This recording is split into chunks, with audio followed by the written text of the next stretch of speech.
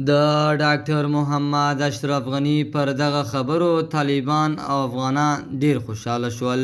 دا چې ډاکټر محمد اشرف غني څه ویلي، طالبان او افغانان پرې ولې خوشحاله شول؟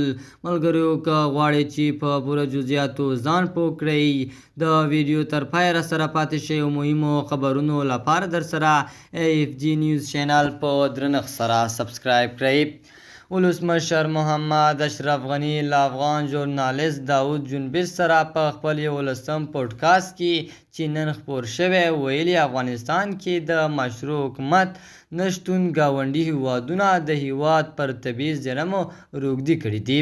د ښاغلي غني په خبره د سیمې او نړۍ په کچه د اوبو سرچینې پر یوې جدي ننګونې بدلیدونکی دی چې افغانستان باید دغه بحران کې د همکارۍ او تعاون په یو مهم عامل بدل شي.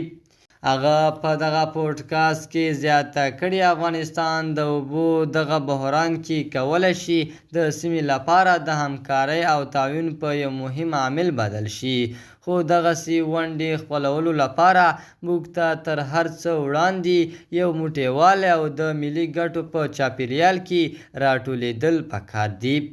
موږ باید د خپلو اوبو د هر څاڅکي خوندي کولو لپاره سیمې سره خبرو ته له یو پیاوړي دریځه ننوځو، خو په افغانستان کې د مشروع واک عدم تداوم دی.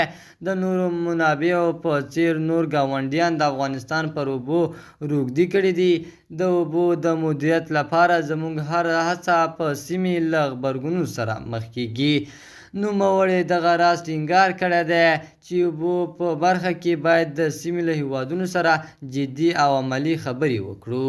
د AFG نیوز چینل درنو لیدونکو، دا زموږ د دې ساعت چمتو شوی خبر د نورو تازه او مهمو خبرونو لپاره درسره AFG نیوز چینل په درنښت سره سبسکرایب کړئ. تر بیا ښې چارې، د الله په امان.